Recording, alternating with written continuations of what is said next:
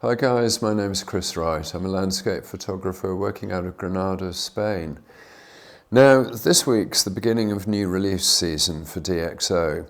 The release in question is DxO PureRAW 5, and to celebrate Easter, DxO have given me a 20% voucher which would entitle you to buy this software or any other DxO software at a 20% discount using the codes that you see here with the links that you see below the video. Now, I'll just underline this is time-banded to the end of Easter 2025. So if you're watching this video during the summer, I'm sorry, but this particular offer has run out. So DxO PureRAW, what it is, it's a preprocessor.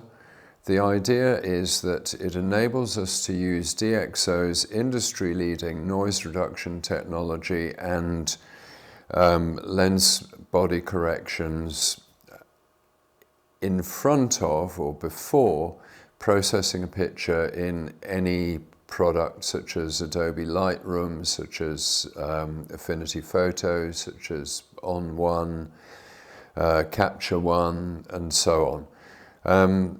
Now, this is a good thing. I've been an advocate for this software for a long time. Now, one thing to mention up front, if you already own Photolab, then you already have all of the functionality in PureRAW, other than the newest processing algorithm. But since the workflow in Photolab does the noise reduction at the end, it's not really an upgrade that's absolutely mandatory, so I would say that from the off. I think for new users, this is a very exciting piece of software.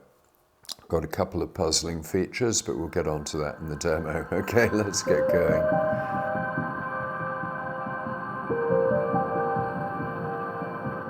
Here we are in the light box. Now, the first thing to talk about here is the demosaicing process, because all of these pictures that we see in front of us have already gone through a demosaicing process. Although it says RAW on the file extension, the .cr2 is Canon RAW 2, they have in fact gone through the demosaicing process. So the demosaicing process happens behind the scenes. We don't want to have any user input into this. We simply want the full gamut of colors, and we want some pre-sharpening done on the picture, and we want it to look like the scene that we photographed. And that, in a nutshell, is what demosaicing does. I have a couple of videos on this subject, and I'll put a link to those up above. Okay, so to move on to the controllable process, we go into the with preview option, and here we've got the options for denoising and demosaicing. So we can apply DeepPRIME 3, which is the new one. This is ultimate quality. We can apply DeepPRIME XD2S stroke XD. This is ultimate quality with extra detail. So this is a slightly, and the difference is very slight, but this is a slightly more aggressive detail retrieval algorithm, and it's a subjective taste. I think on scenes like this, we don't want everything to be absolutely in your face sharp. We want it's naturally going to fall off as it moves towards the horizon. So I would stick with DeepPRIME 3 on this particular photograph.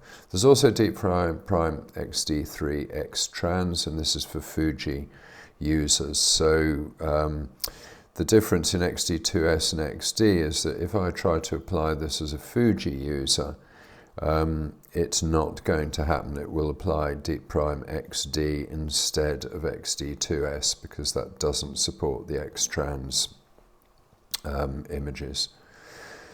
Okay, so with noise reduction, we can increase the algorithm for luminous noise, and we can force the details a little bit. Okay, talking about lens sharpness optimizations, this appears in two places. Now, what we're dealing with here, tied to this top dialog, are basic global adjustments. So this is the level of sharpness that would be applied, or the sharpness correction tied to your lens that will be applied across the whole picture. I've got it set to strong here. You can see on the left, much softer, on the right, much harsher.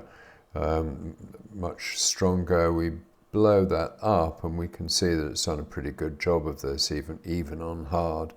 If I take this down to strong, standard, you can see the harshness of that lens correction falling off. Now, bearing in mind that this is a fairly sharp lens, and the focus point wasn't actually on these grasses. It's a subjective choice as to how harsh you want this. What I generally do is set this on standard to begin with and then take it from there. Now, the intensity slider just bypasses the preset, so as soon as I hit that, that comes to custom. What I can do is I could go to strong.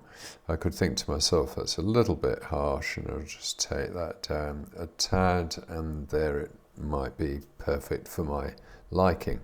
Okay, take. Now, there's an interesting thing going on here in that there is quite clearly red banding along these grasses, and this is chromatic aberration. What you can also see is that that red band has been removed. Okay, and that is chromatic aberration. So I'm slightly confused here because it's put on as an optional correction, and I'm not seeing any difference between turning it on and turning it off. Whether this is a bug that DxO will address, no doubt, in a future update. But the bottom line here is that there are no circumstances in which you would want chromatic aberration in your photographs. Okay, vignetting is the corners at the edge of the picture. So if we take this to here, we turn vignetting on, you can see this corner is getting immediately slightly lighter. So there's a tendency in this lens to darken down on the edges. I believe this was the 1635 lens, so it's a wide angle lens. This one has got fairly minimal vignetting, but it is still there nonetheless. And lens distortion, you'll see that's visibly moved the picture, and the reason is because I've got this set to maximum rectangle. So if I were to do complete image area, you would then see that adjusting for lens distortion leaves empty blank pixels around the corners. And the reason for this, if you visualize a flat piece of paper stretched between 4 points, so it's completely flat, and the photograph is printed on that flat piece of paper. If I push it in the middle, I'm going to cause some stretching to the picture, and I will cause my corners to come in, and that's what's happening here. In order to correct what is a known lens distortion, there is some, if you like, constructive deformation of the picture. Now, if I choose image cropped to original ratio, that will choose a crop that fits the original ratio of the picture. And what will be slightly different is if I choose maximum rectangle, which gives me the greatest area that can be fitted inside of a rectangle there.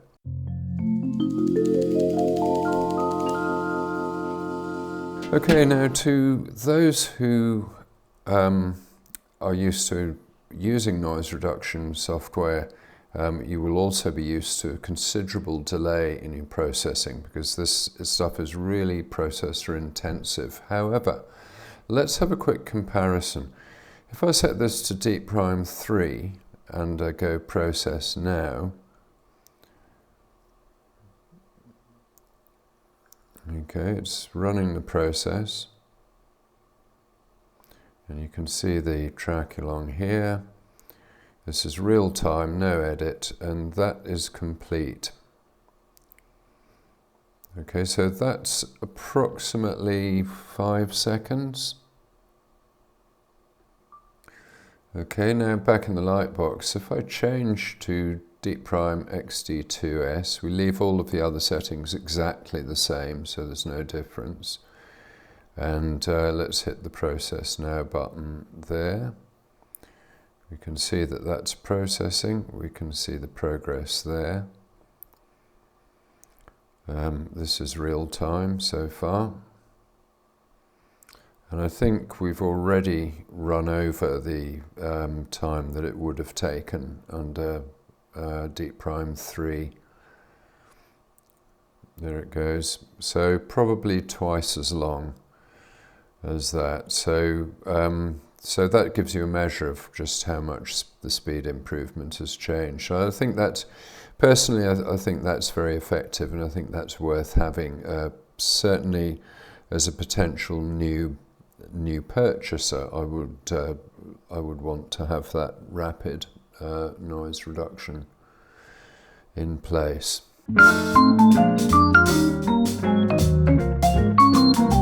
That completes the setup, and these alterations, these adjustments, would at this point be applied across the entire picture. Now, in this new release, DxO have introduced the concept of local adjustments, and some of these would then be able to be targeted at particular areas of the picture. Now, in this picture, for example, there's a lot of shadow in here, and this would be a candidate for displaying more noise if that were were that to be lightened, and the rest of the picture is not really noisy, so this would be quite a good candidate to use this on.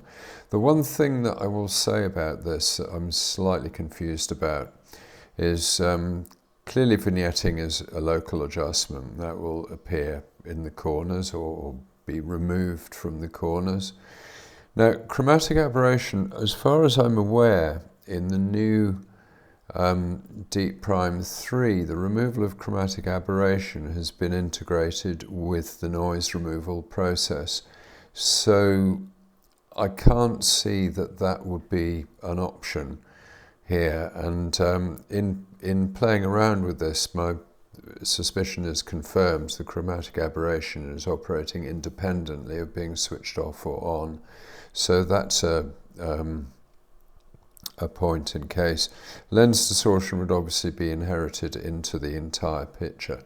So if we look at the mask process, what I'm doing here, what the intention is to focus effectively the sharpening and the noise reduction into the shadow areas. And to do that, I would simply come into this screen. I've got a layer mask ready to go by default, so I simply have to draw that in. I turn that on here so I can see what I'm doing. And the effect of this would be to focus the noise removal on this particular area. And I think, on balance, I don't think this is a bad thing at all. I think I've looked quite carefully at this. I was slightly had some doubts about whether this was sort of kind of too much detail, but with modern sensors, noise is not so much of an issue, and it makes no sense to apply any processing to a picture that doesn't need processing, if that makes sense. So this is quite a good way of focusing the noise removal algorithm on particular areas in the picture. And we can also play around in this screen with the lens sharpness. So you'll see that the intensity lever moves as I move it between soft, standard, strong 150, hard 200, and any other setting would be custom, so I can just drag this around and it would make it custom, and I can do that to taste. Now I think for me it would be an improvement if there was a better way to view the effect of these particular alterations. So the back and forth slide has been disabled in this screen, so in local corrections mode it's not available. We can do this, but I would like to see that improved in future releases.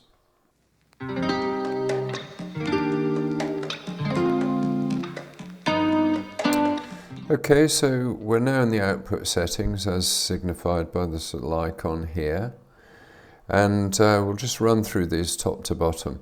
So output format, I can choose DNG, I can choose TIFF, and I can choose JPEG. Now if I have more than one of these applied, it will output all the sets. So it will output, in this picture it would output one DNG, one TIFF. If I turn JPEG on, it would output one JPEG.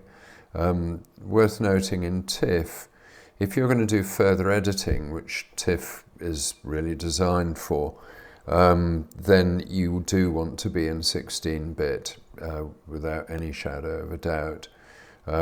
So that's worth noting. You can use presets here. You can save current settings as a new preset, and we'll look at the other settings to see what that would pick up.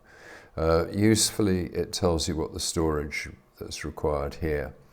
Now the destination, what I do is I go for the original image folder, and on my first iteration I'll add a subfolder called pre-processed. Okay, so I can turn that on and I can write in here pre-processed. Okay, and subsequently, if I'm doing more work on pictures in the same directory, I can choose that as a custom folder, or if I'm coming back to it, for example.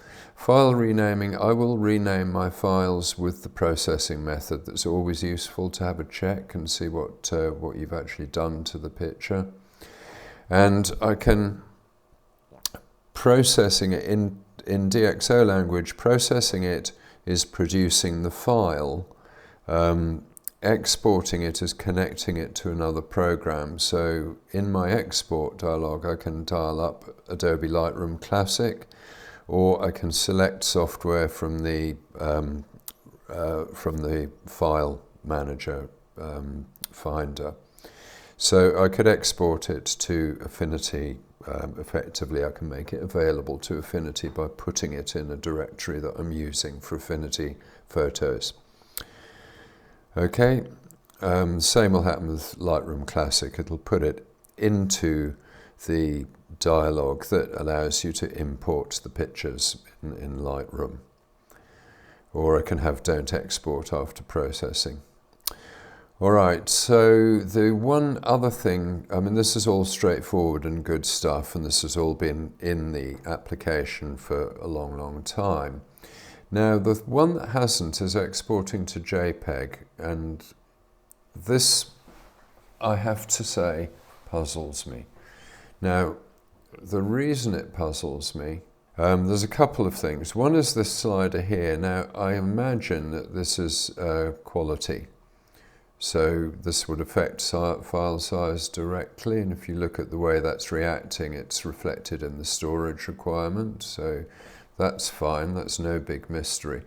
The big mystery here is that if I'm shooting RAW, I'm going to want to process that picture, not convert it immediately to a JPEG. Now, I have to say, in a picture like this, the only conversion I would probably do to it is to reduce the amount of sky in the top. I mean, it's not, this was a test picture. It's not supposed to be a masterpiece in its own right. It's a long way from that.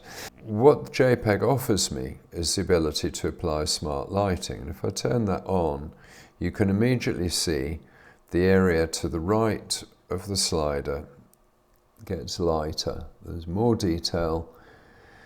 Basically, it gets lighter. Now, the problem that I've got with this is that you do not, if you take your photography seriously, you're not going to be applying creative decisions to JPEGs. The JPEGs have a much smaller file size than either TIFF or DNG, and that is because they've got substantially less information in them, and so applying corrections generally makes it look a little bit unreal, as you can see in this extreme application of smart lighting.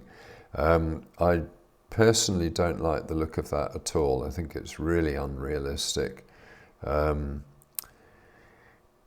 for me, as a professional photographer, I would not be using this, but I can see that if this is something that DxO are intending to pursue, I'd be interested to see what they add, because you're going to maybe want to tweak your JPEG a tiny little bit more. I would personally add an exposure meter to this so I can darken it down a little bit and juggle between the effect of the smart lighting and the overall exposure.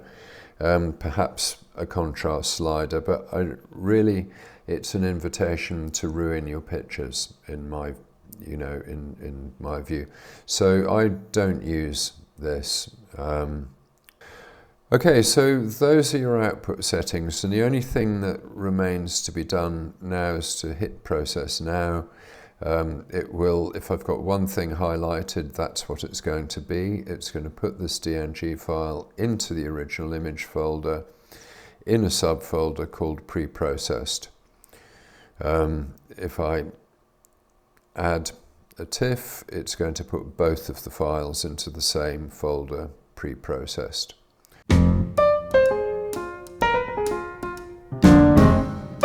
Okay, so that's a tour around the features of DxO PureRAW 5. Now, in summary, what I would say is that if I hadn't already got PureRAW, in fact, if I was a new purchaser, I wouldn't hesitate to recommend this software. The noise reduction is out of this world. The lens corrections are superb. There is a lot to recommend it. That being said, thanks for watching, guys. I hope this has been useful. I'd love to hear comments, particularly about the new features, to see what other people think about this. Let's have some comments down below. Give us a like. If you haven't already, please subscribe to the channel. That would be great. And we'll see you with another video next week. Thanks a lot. Bye now.